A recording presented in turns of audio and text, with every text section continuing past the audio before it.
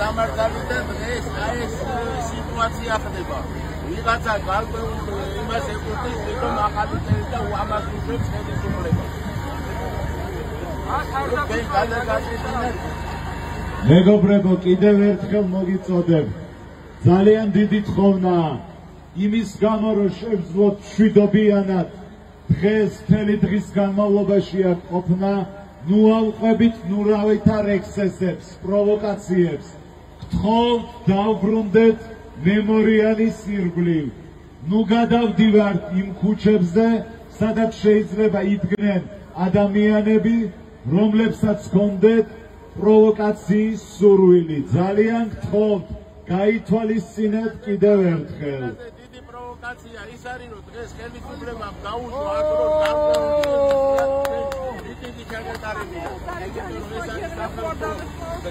ტრაგედია. და ხალხი დაპირისპირება. ამას აკეთებს ოპოზიცია და ხელისუფლება ერთად და ჩვენ ახალგაზრდები ბაიბულში არ ამბობთ. და მე აესები აი სამართალი არ დადგება ეს დაცარდალ.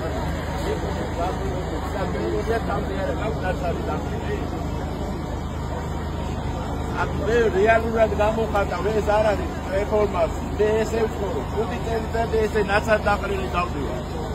და კიდევ ბევრ რამეს გეტყვი.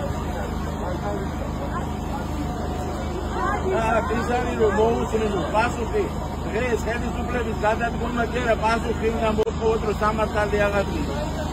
აქ არიან რუსეთში ადრე თვალები დავხარეს, იქაც არიან თვალმხრელები და პასუხს არ აკეთებს. კომისია იხილება და ჩემს გარეშე იმას აჩვენებია, როცა ტოლუკიანი და სოდას უბარი სავის დამრავლობზე ჩართული იყვნენ ჩემს საქმეში.